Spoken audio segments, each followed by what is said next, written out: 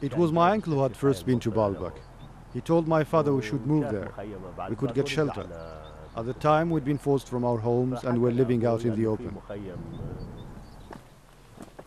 Retracing his steps, my father tells me about life in Lebanon when his family first arrived as Palestinian refugees in 1948.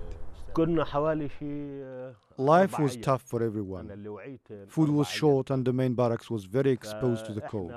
My father arranged for a small shelter that had once been used as a stable. I still remember the rings where they used to tie the horses. As years passed, Hussein's life began to take shape behind the camp's walls, but questions remained. I used to ask my father, why do we live like this?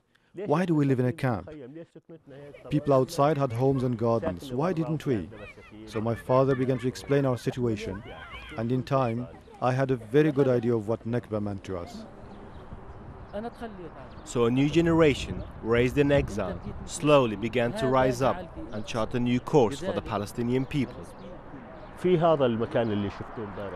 At the beginning, my closest friends and I used to meet secretly at the Pregnant Stone, because Palestinians at that time were not allowed to organize. If the military police had caught us, we'd face harassment, jail time, even torture. But the war in 1967 changed all that.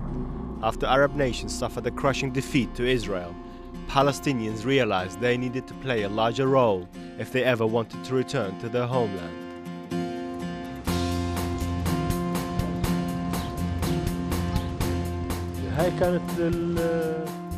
The movement spread through Lebanon into our camps. The generation before had carried us and we were ready to take up the fight.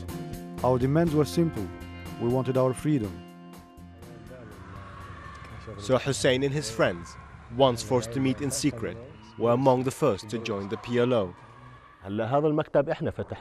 We opened this office in 1969. We built it with our own hands. We were responsible for everything there. We wanted to organize, energize, and educate our people. All these years later, his position remains the same, and the key is the classroom. This generation's only option is education. We need people who can address our issues and make our case to the world. We cannot remain divided as we are now. On the Lebanese-Israeli border, he remembers promises made to Palestinians. As a child, he was assured his return was just a matter of time. 60 years on, he prepares to set foot on the homeland he was forced to leave behind, something his father, buried here in Lebanon, never had the chance to do.